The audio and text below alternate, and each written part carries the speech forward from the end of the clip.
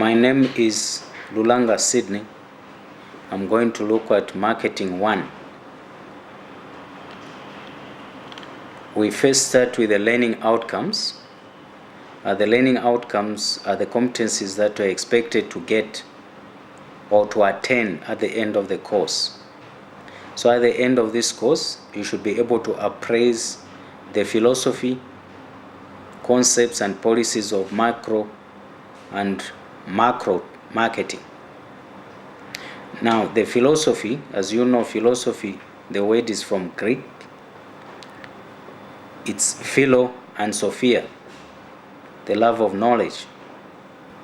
The concepts, the terms, and the policies, the guides, the rules, or underpinnings of macro, which is minor in marketing, and macro, major marketing.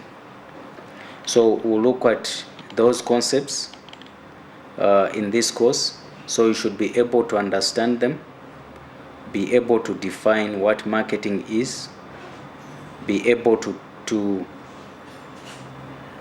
demonstrate a proper understanding of the concepts, and appreciate the policies of the whole marketing.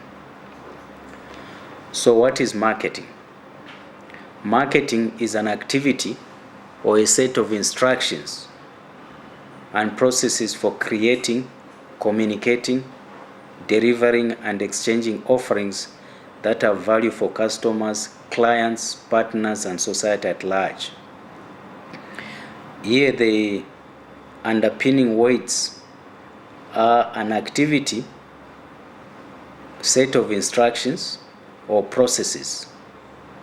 So marketing talks about delivering or exchanging offerings, and their key stakeholders are mentioned in that process.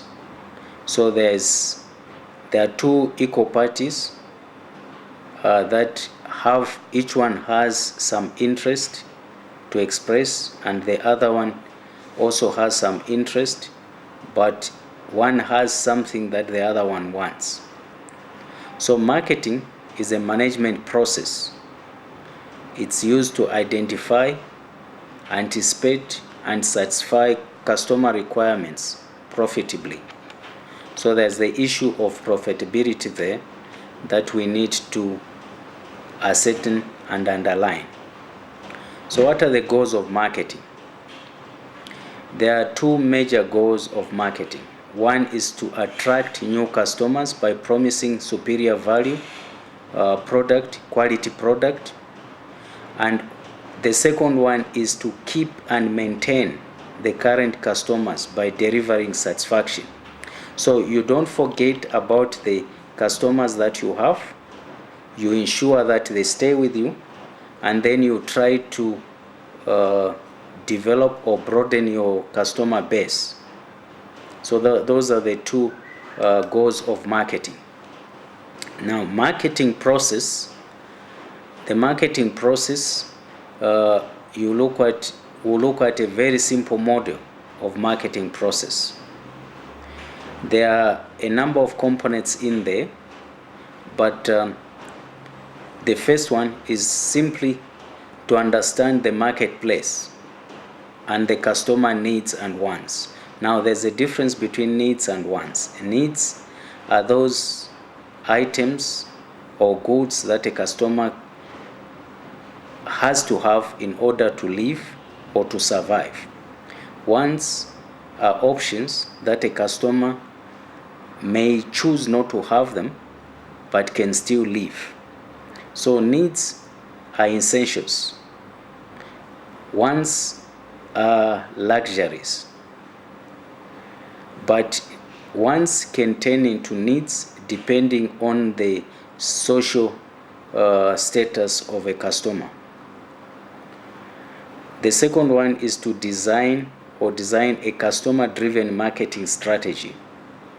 Now, a strategy is a plan.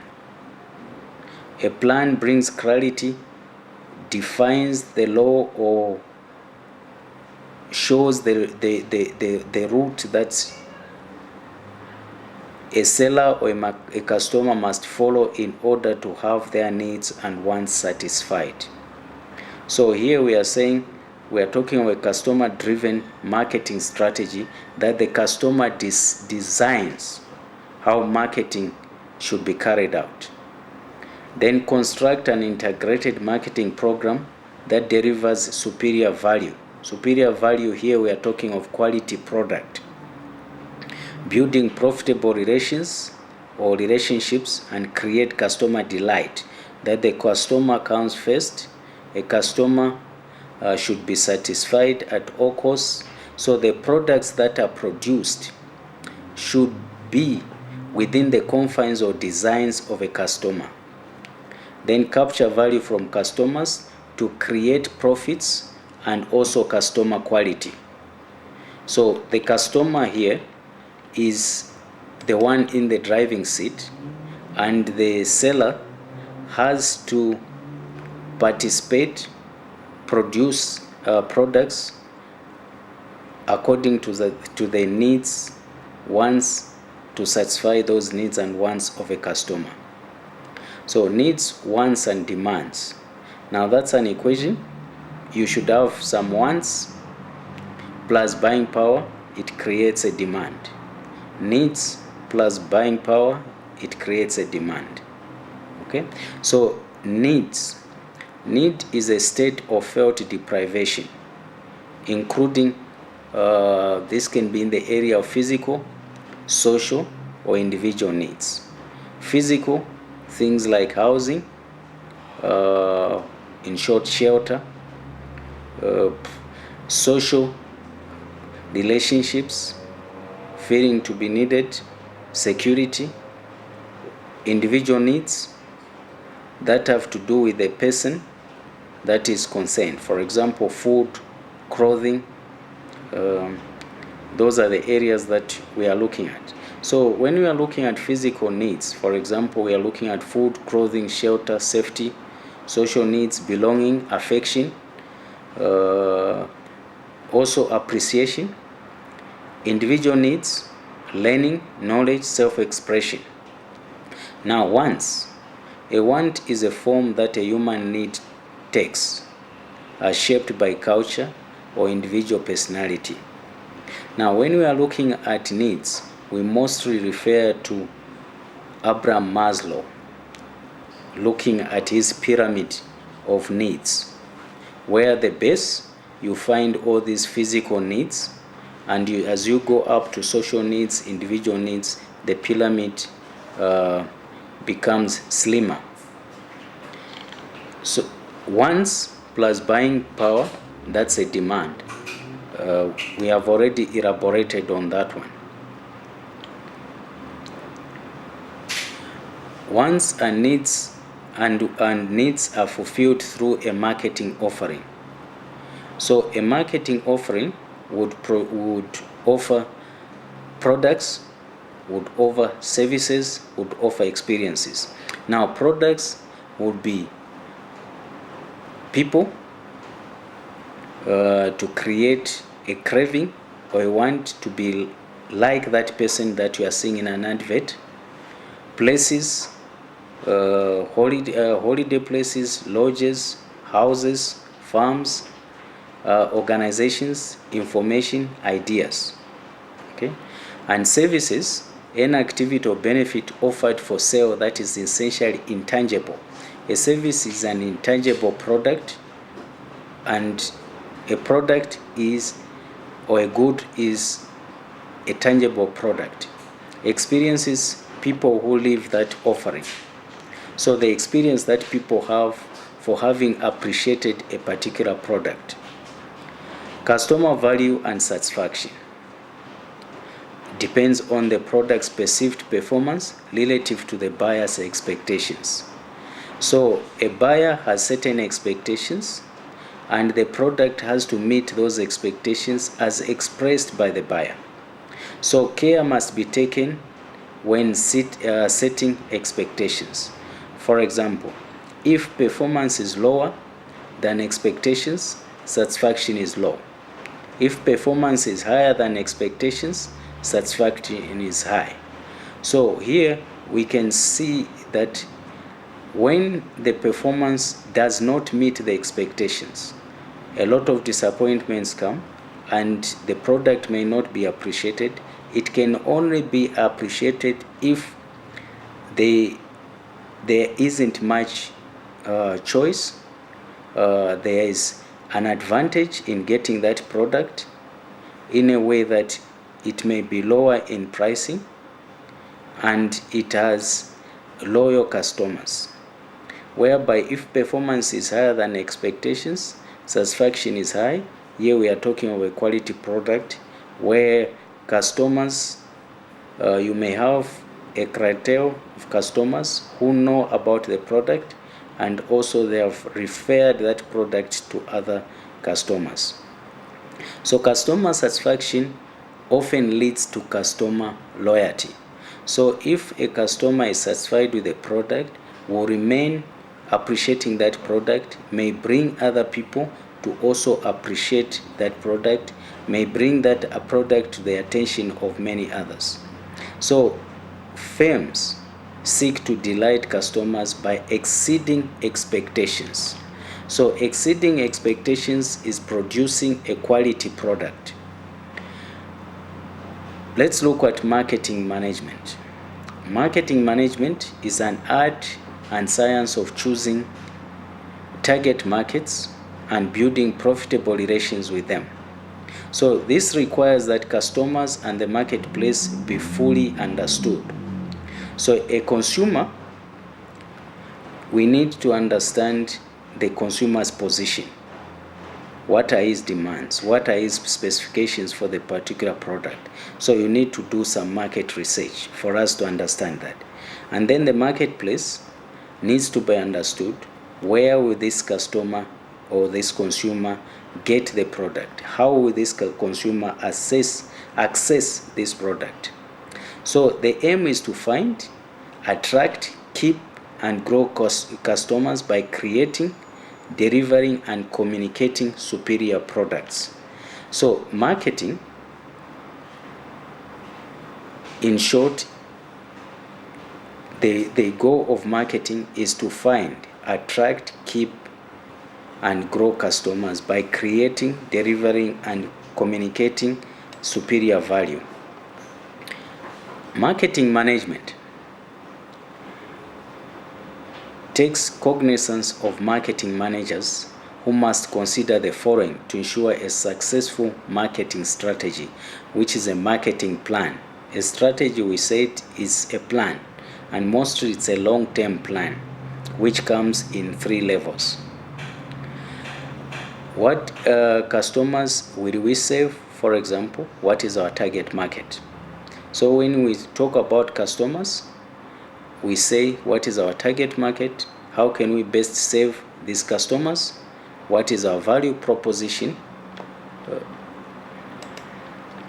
Then we also look at the set of benefits or values a company promises to deliver to consumers to satisfy their needs. So value propositions dictate how firms would differentiate and position their brands in the workplace. Let's look at the market concept. We talked about philosophy. We talked about management. And we also talked about marketing. Management enables planning, it enables organizing, directing. So there are literally 5 functions of management, and there are also 14 principles of management.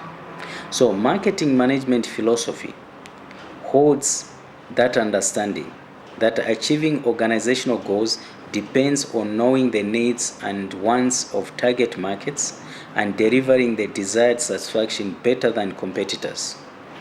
So what makes this particular product to outstand, or this product to catch the eye of the consumer or customer? How can we ensure that our products continue selling, we keep our customers loyal to us, and we also broaden our customer base? So it's through marketing, responsible marketing. According to Armstrong and Kotler, they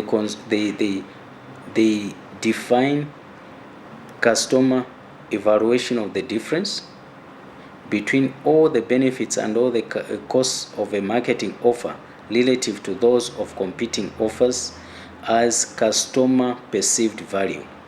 So the customer perceived value is the customer being able to evaluate or see the difference between this product and this other product. What are the benefits? What are the costs? How is this product superior to this, or how is this product better to this? Is it in form of pricing? Is it in form of accessibility? Is it in quality? Or other benefits that come with that product. So perceptions may be subjective.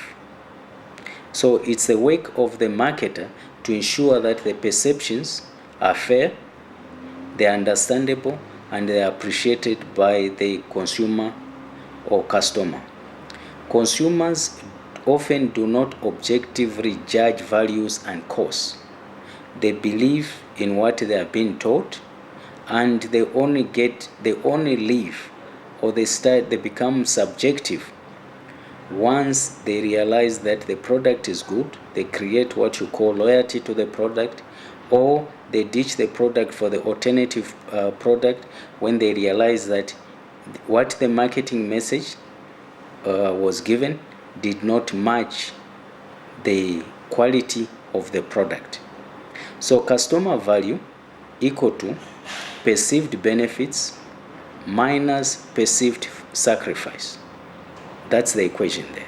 So customer value equal to perceived benefits minus perceived sacrifice. Now let's look at the marketing mix. Marketing mix, we are talking about the 4 P's. It's a set of controllable, tactical marketing tools that a firm brands to produce the response it wants in the market, in the target market. So it's controllable. Marketing mix is controllable. It's a tactic that is used. It's a tool in marketing that a firm may use to produce a response that it wants in the target market. So the 4 P's: the product itself, the variety, the features, the brand name, the quality, the design, the packaging, and the services that come with the product. So you may control that. You may use certain marketing tools, and in order to reach out or to produce a certain response that you anticipate about your product. Pricing. How do you price this product? What type of discounts would you give? Allowances, payment period or credit terms. Okay?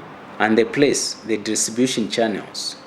Where can this product be accessed or be found? The coverage, logistics, locations, transportations, assortments, and inventory. All that comes with a place. The remaining P talks about promotion. And promotion, that's where marketing comes in. Advertising, sales promotion, public relations, and personal selling. So all those components of marketing to make marketing a success. Then let's look at customer-driven marketing strategy. Now, this requires a careful customer analysis. So to be successful, firms must engage in what you call market segmentation, market targeting, differentiation, and positioning.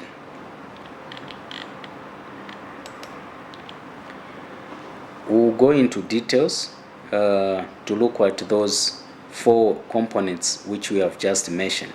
Segmentation. It talks about the process of dividing a market in distinct groups of buyers with different needs, characteristics, or behavior which might require separate products of marketing programs.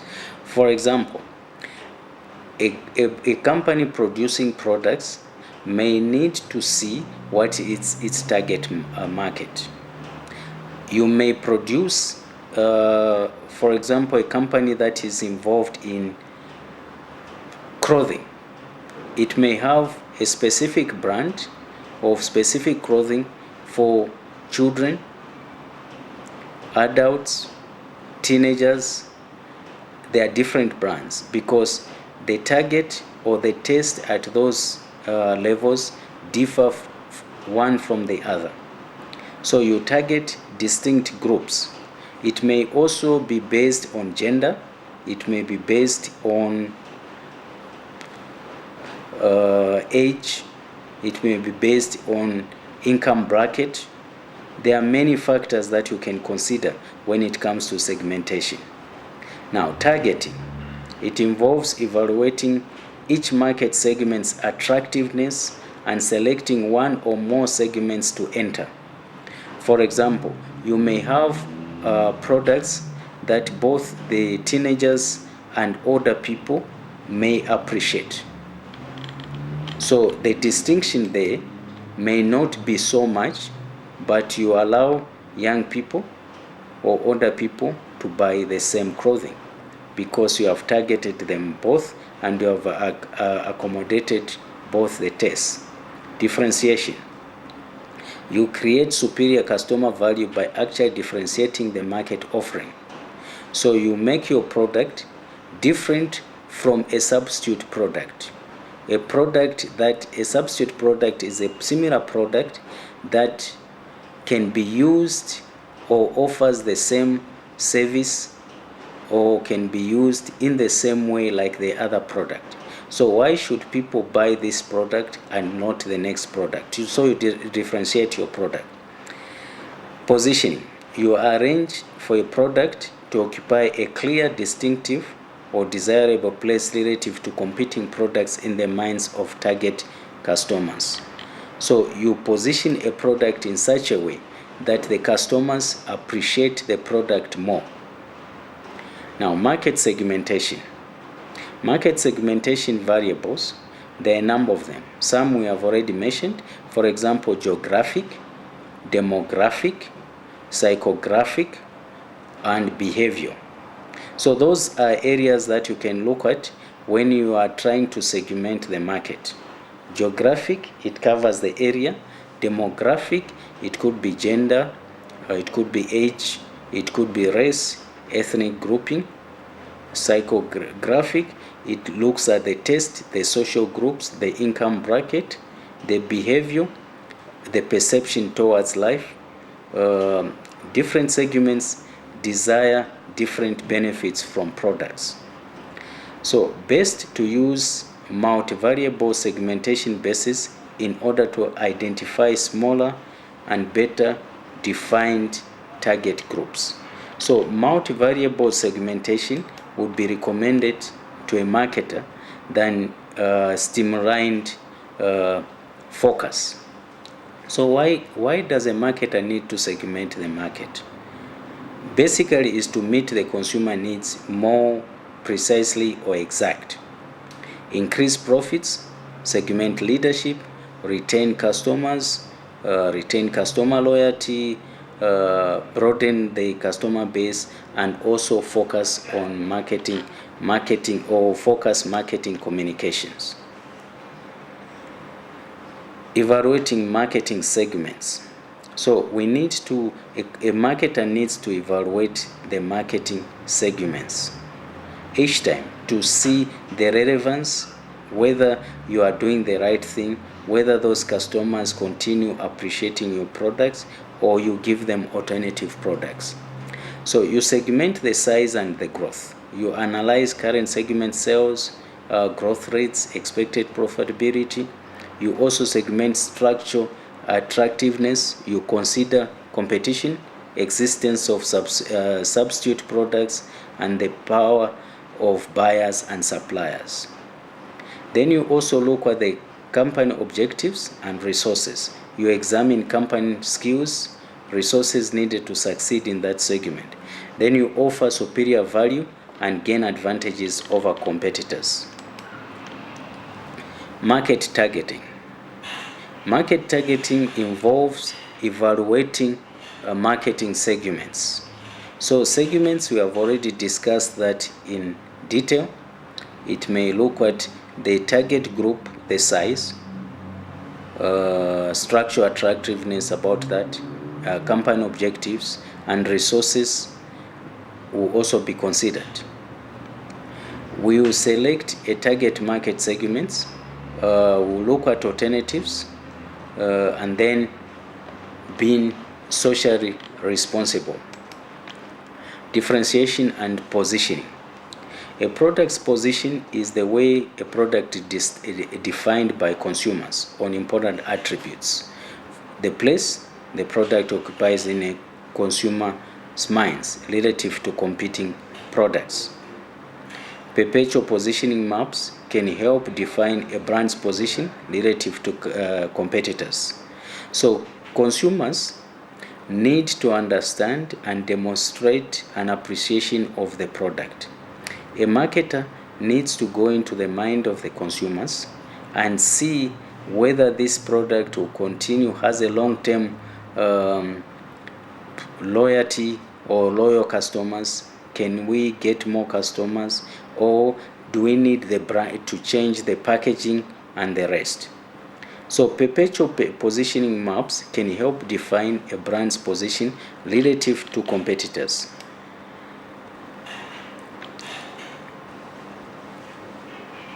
Identifying possible value differences and competitive advantages. A marketer needs to continue winning target customers by understanding their needs better than the competitors do. Reach out to these customers, keep them, ensure that your service is exceptional or your product is exceptional, that they can become your marketers. They refer other customers to your product. Okay. Then competitive advantage, the extent to which a company can position itself as providing superior value, which is a core value, a value that the competitors may find very difficult to copy or reproduce. So what makes this product superior to the others? Competitive advantage. This is mostly achieved through differentiation. So what have we looked at? We have looked at marketing, and we have said marketing has certain elements which marketers need to look at. They need to look at the customer, they need to look at the loyalty of the customer, they need to see how can we maintain that customer, and can this customer refer the product to other people? Can we reach these people? Can we broaden our base without losing the customer base that we already have?